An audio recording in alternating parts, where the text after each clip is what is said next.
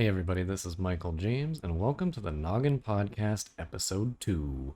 So in the second episode, we're going to talk about small business ownership, being self-made, and startups. So in today's episode, I thought I would share some of my personal stories, and then we'll start bringing in some experts here pretty soon. But today I thought I would share small business opportunities and what it means to be self-made, and then startups, what I've been hearing about ones that we come across, and is now a good time for a startup. So the first topic, small business ownership.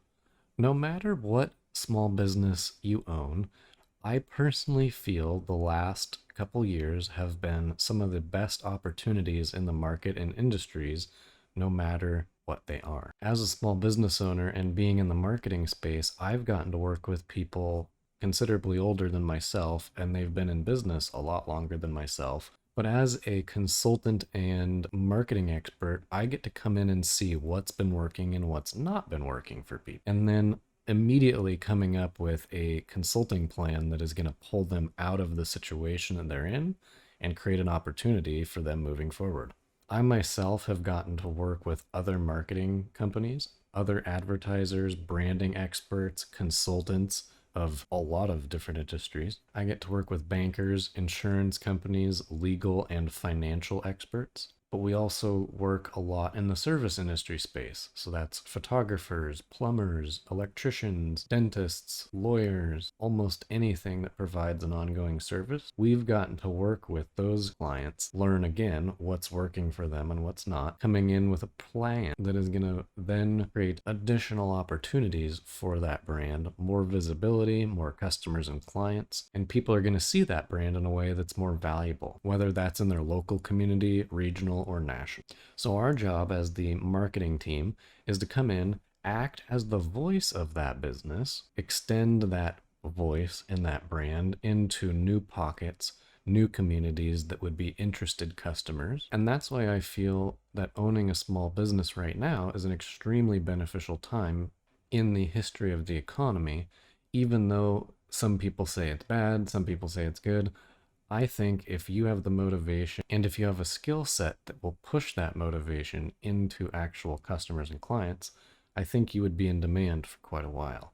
Whether that's carpet cleaning, you make flower bouquets, you're a professional dog walker, or you're some marketing and branding expert, which there's millions of them in the United States now. Even for me, when I call in on other potential clients, we still have to come across other people, other marketers that have called previously, or they've worked with 1 to 10 different marketing companies, and some of them have left a very bad impression in that customer's mouth. So even though that marketing is an extremely saturated marketplace, there's still a huge opportunity for digital marketers. Every day I come across other clients that I call on, and they've worked with other marketing companies in the past, but due to what I offer or the way that I offer it, I'm able to gain a lot of customers even today. Moving forward, I would adjust my strategy on different social media platforms and just calling and approaching the customers that I want to work with, but coming up with a strategy so as I approach them, there's many value propositions in ways that they would see a value in working with myself or Noggin Branding. Now, no matter what type of small business you're looking into, I would go research other types of people that own those types of businesses. If it's a new type of business, I would research if there are other people doing that product or service and if people need it or want it today. Let's use my startup as an example with Solid Number. Solid Number is an all-in-one marketing and funding CRM or dashboard. Most people don't even know what that means, let alone no one is Googling that product or service today. I know so because we look at the Google search volume on those keywords. So my job is to educate on what Solid Number is, the value of Solid Number, as well as the opportunities that lie within Solid Number. It's to then create marketing and advertising campaigns and to then do networking so that brand is reputable. When people hear Solid Number, it immediately clicks with them and they go, oh, it's that marketing CRM. And so as people get to know more about this marketing CRM and its capabilities and how it differs than all of the other 10,000 CRMs in the marketplace, it will gain more traction. It will gain more people talking about it. It will gain referrals. It will gain traction in places that it previously didn't. And that's how it will gain customers and brand reputation in different markets. So if you're a small business owner that's going into a marketplace that's extremely saturated, say you're a flower arranger, you're a dog walker, a dentist, an insurance agent, a screen printer, a photographer, whatever you're doing, research those people. I would call some of those business owners, ask what's working for their business, what's not working for their business, see what kind of revenue they're making, and if that's a lifestyle that you can sustain, let alone want to live. Most people see a certain profession or professional or industry person and they think, oh, that person makes a lot of money, or I would love to do that job. But then they actually go and get that job or they start that business and they realize that's not exactly the envision they had. And so that dream then becomes not as much fun, it becomes work, and that dream job is just another job. And so for you to create a new business or to extend your business currently, again, go look in the marketplace and see what people are being successful, what people aren't, and see how their brands are set up. And then you can create your marketing, your branding, as well as your advertising to go out and be similar or different in ways that catches the attention of your next best potential customers and clients. What I would do in that regard is go and search YouTube, Facebook, Google, and see if you can find other brand experts, other businesses in that space. And again, see what their sites look like, see what their email campaigns, what their social media posts, what kinds of videos they're posting, whatever they're doing in that space, see what they're doing, and then try and emulate that to your own custom branding degree and make it custom to you. So take me, for example, again. I own a marketing company. How do I stand out from most people? Well, I've got a brain or a node or a network connections going on as part of my business name. So when they hear Noggin, they think brain, head, you're using your noggin. And so I'm trying to create that branding visualization as well. When people hear Nike or Amazon or Microsoft or any brand that has a reputation, Beats headphones, people know immediately what it is when they hear that name or what it does or the value of that brand or service or product. So whether you're starting a carpet cleaning business, you're a flower arranger, you're a dog walker, or you're the biggest marketing agency in the world, it's what is that brand, the logo, the service, the value behind it that is going to stick with people as it gains traction in the marketplace. Again, I'll just use myself as a quick example. So Noggin Branding, no one knew who Michael James was or Noggin Branding in Bellingham, Washington 10 years ago. I will be really honest about that because I went to college for 5 years and I disappeared. No one knew who I was. No one knew what I was doing. Then I came back, I opened up shop with this crazy concept of offering 3 marketing services under one agency. People thought I was off my rocker. Funny thing is, about 2 years later, every marketing agency in this town was then offering all of the same services and products I was. So the people that called me crazy were then literally copying me. And now I get to be on a much different platform because I have substantiated myself in this community regionally and now nationally as this marketing person that provides ongoing, consistent marketing and advertising support, results, and we execute in any industry for any sized client or project. So for anyone looking to get into small business ownership, again, it's just doing research and it's fine-tuning what that brand is, who you are in the marketplace, your pricing, your offering, and what substantiates you that makes you different than everyone else. For example, say you want to be a t-shirt company and you want to make your own custom t-shirt designs. Well, what are those t-shirts going to be? Is it going to be sayings? Is it going to be pictures? What is that going to be?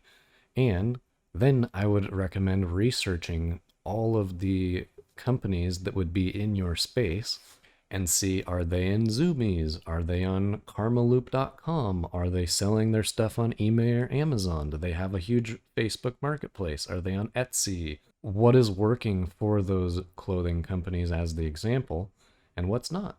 I would call some of these small clothing companies if that's of interest to you and find out what their cost of goods are, what their sales are like, and see if you could support yourself on that. A lot of people ask me about starting marketing and getting into that. And after about 30 minutes of talking to them, they realize, oh, wow, that's a lot of work. That doesn't seem as much fun as it appears from what you do. I was like, yeah, most people would not want to have the responsibility of having the website and the SEO and the social media perform and execute. Because if it doesn't work and those sales don't come in and those phone calls and those door knocks don't happen, who do you think gets the phone call? This guy. The guy wearing the self-made t-shirt that thinks he's really good at his job. He's not good at his job until he doesn't get those phone calls. A lot of marketers in this space say they're good at something, but in reality, they're not. And so myself and other marketers that are better, they come in, we clean up what has been set up as platforms or a foundation for certain companies, and then we come in and have to basically redo and rebuild the foundation and then rebuild up from there. So a marketing, most people see marketers online and they think, oh, they just sit on Facebook and they, build a website in an hour. Most websites that I build take a month or a couple months to build. Those websites cost $5,000 to $500,000, and those websites, when they're live, make $500 an hour to $5 million a week or a month, depending on the size of the business. And say that those sales start dropping or likes don't start coming in. Again, it's me, the marketing guy, that gets the phone call. It's not the accountant, it's not the front desk person, it's not the business owner, it's me that gets that phone call. So for being a marketing guy, there's a lot more responsibility on people's shoulders than they realize. Say that you're an insurance agent and you're writing auto policies and home policies. Well, the insurance agent's not the one that's getting yelled at. Well, he might be, but at the end of the day, the customer is upset at the insurance company, not the agent. The agent is not the one responsible for paying out the coverage on the auto or the house or anything like that. They're the one hopefully covering you in the proper ways and finding the right policies that are going to work for your incidents that show up in the future. So there's a very different responsibility as well as expectation on that service and product as it's offered. If I say this website's going to work for you and it doesn't, that's a bad day for me. That means I have to spend a lot of time and effort in creating that opportunity so it does work. Say it does work all of a sudden and you are getting the results. That means, yay, I did my job right and, I presented a proper pitch and presentation and I wasn't fudging or making anything up. The results are showing. When I work with clients, my results and everything that I do is visible. If your website's not getting the views and the visibility and the sales, it shows right there in Google Analytics. It does not lie. It cannot. So if my sites are going down, the sales are going down, that means I have to go in and fix and update all that stuff so it's building. So depending on what type of industry you're trying to go into as a small business owner, again, I would call a bunch of those people in that space and see if that's even of interest to you. We worked with a carpet cleaner recently, and so he went out and bought 3 trucks, spent $500,000 on his carpet cleaning business. He cleaned 10 homes and realized he didn't like it at all. It really sucked and he didn't like it. And so he then sold everything like literally 3 months later and then, went and got a job to, pay back all of his invested money into that initial startup that he then lost. So he had to then go back to corporate world and go get a job to make up for the lost time and income that he spent on his new startup that did not work out, unfortunately. I myself and others gave him advices on how to structure that business and be competitive in that space, but he didn't do the research. He ended up not liking it himself, and he ended up folding in the business and selling everything on a loss. So doing your research, finding if it's something that you want to do day in and day out, say 12 hours a day, worst case scenario, that is your life. So if I don't like working on a computer and I don't like Facebook or building websites, I'm not going to want to do it for 12 hours a day. So when I went in and built Noggin Branding initially 10 years ago, I said, I really like computer work. I love marketing. I love research. I love all of these services that I'm offering. And that's why I'm still doing it today. If I didn't like what I was doing, I would find a transition point or a way that I could pivot into another service or product that is more reputable to what I want to be doing moving forward. So no matter what happens in the economy by the end of 2021 or 22, say the market crashes, I think that you as a small business owner looking in and getting started is the best time. But again, me saying it's the best time also comes down to your work ethic, your motivation, and that service and product that you're providing. If you don't believe in it for 2 seconds, anyone you talk to or your customers will know, and they will not want to work with you or trust or believe in that value and service.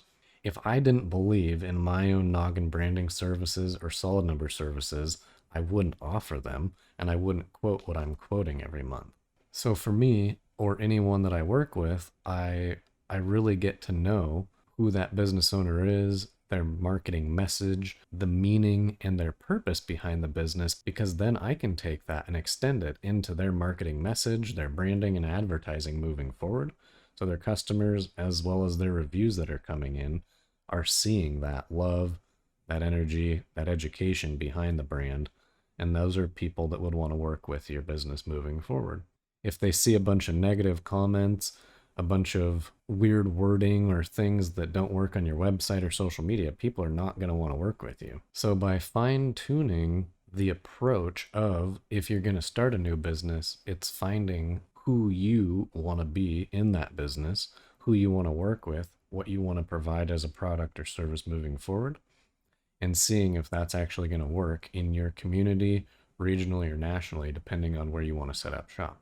Another thing I wanted to bring up in this episode was a lot of people ask me and other people I work with about being self-made. Being self-made is creating an entity that is all your fruition and idea, and then you have executed on it. A lot of people ask me how I do it, why I do it, and for me personally, it's a motivation. For the last, I can't tell you how long, it's been most of my life, I wake up or all day, I'm constantly thinking about different ideas, how I can help people, things that would benefit myself as well as everyone else that I know.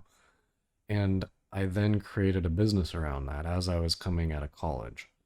I researched, I called, I met with a bunch of other marketing companies as I was coming out of college and wanted to start my own.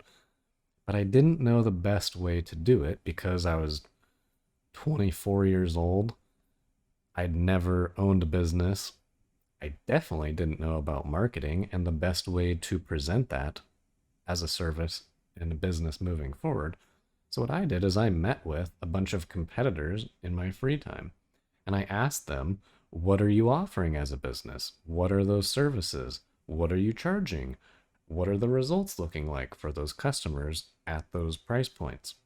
And so as I interviewed more of those businesses or competitors that I would actually be competing with, I realized that I was over analyzing most of my own fears.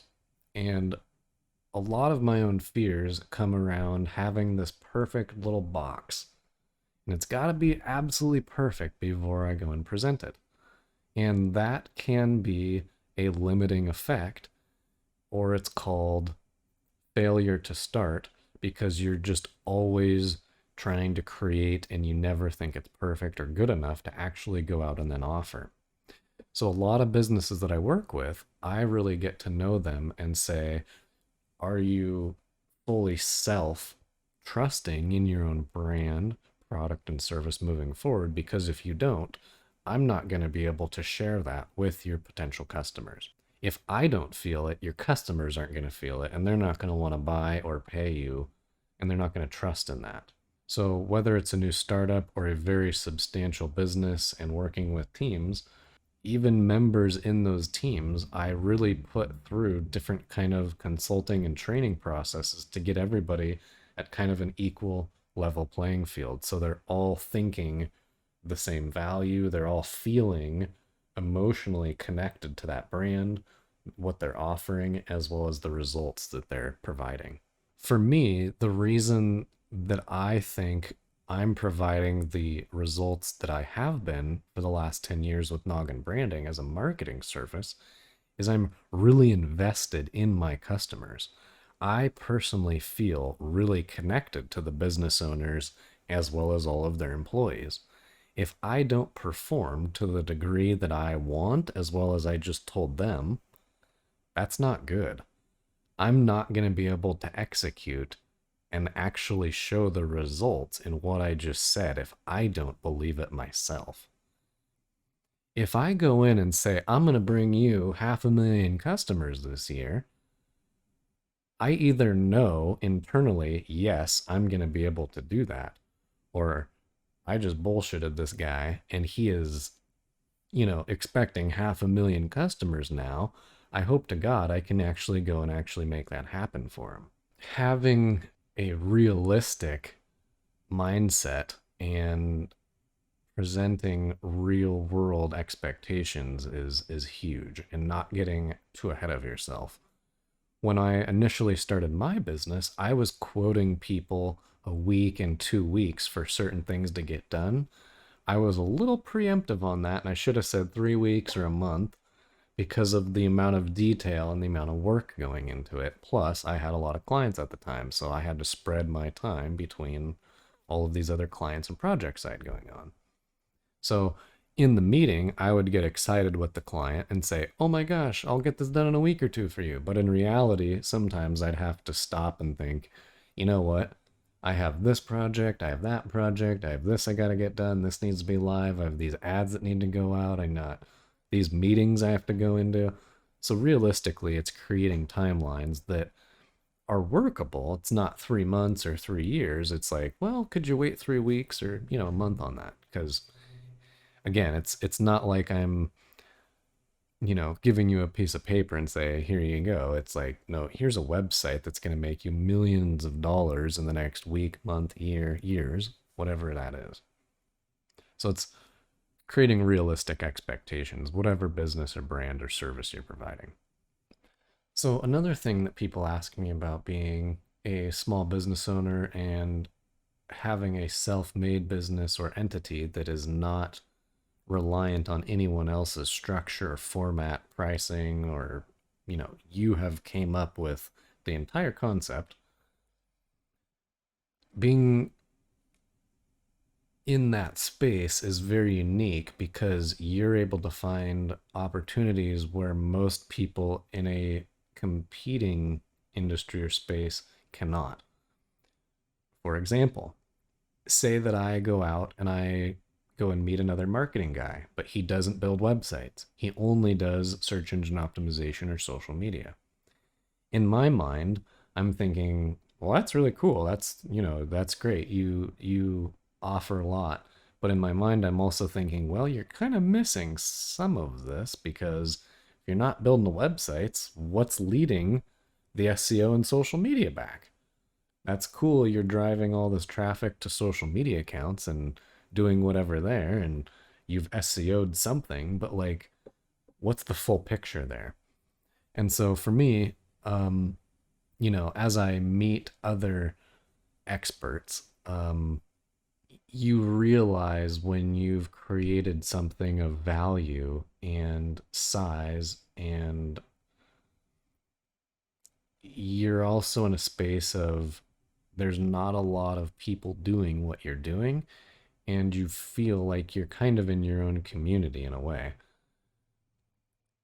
So even when I go out and go and say to a marketing networking event and there's 100 other marketing guys, I still feel very unique in that pile of marketers because I know what I do is very different.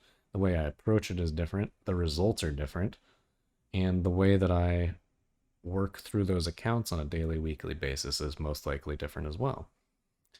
And so I myself feel confident, secure, as well as dialed in the approach of how I've structured my business or what I'm offering.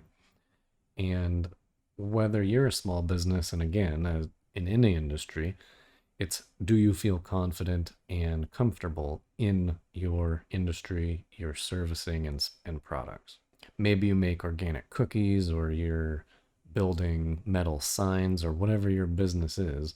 It's how do you stand out? How do you share that brand and that value? Are you excited about it? Are you educational? Or you just say, oh, these are just metal signs and go buy it?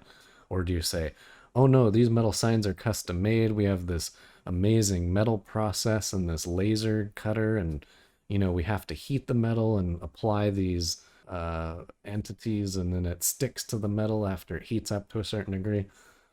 It depends on how you present it. And I think that is a lot of being self-made or being a business owner or being in sales or offering anything to anyone. So that is something to think about. So thank you for joining in on episode number 2, the Noggin Podcast. Today we got to talk about some small business stuff, some different being self-made and startup ideas. Again, any time is a good time. It's how much time and effort you put into it. If you listen to other people, you may never start what you want. If you go out and put in an hour, 10 hours, 100 hours, 1,000 hours, you will become an expert eventually in that space. It's kind of like the New Year's approach when everyone wants to go on a diet and hop in the gym and get really healthy, and then day 1, week 1, month 1, everyone starts dropping off. Small business ownership is like the gym, but a lot worse because the gym is open 24/7 depending on what your business is. Me as a marketer, if something's not working, I might have to get up at 2 in the morning and fix it. So sometimes being in that space of service is not always super fun. Some people love it and thrive on it. Some people love their beauty sleep and never want a phone call past 8 o'clock at night. And so depending if you're a real estate agent, a marketing company, or a screen printer, or an insurance agent, they all have different expectations, products, and services. And so you have to define that with your business brand and products moving forward so that it works with your business, the hours that you're open, or you as the business owner only want to take certain calls or do certain services during certain times. So if you guys have any questions about small business ownership, make sure to check out my YouTube channel for other tips and tricks. Check out our Noggin Branding website. There's a lot of information and content there that hopefully would be supportive and educational to you, no matter what business you're in. And make sure to like and subscribe so as we get more episodes out, we bring in more experts, we talk about more topics, you're able to share this content. Let us know in the comments below what you like, what you don't like, what you'd like to see in upcoming episodes. If you'd want to see someone for me to contact and bring into an episode, let me know and I will do it. Thanks so much for watching and have a wonderful day, and remember to always use your noggin.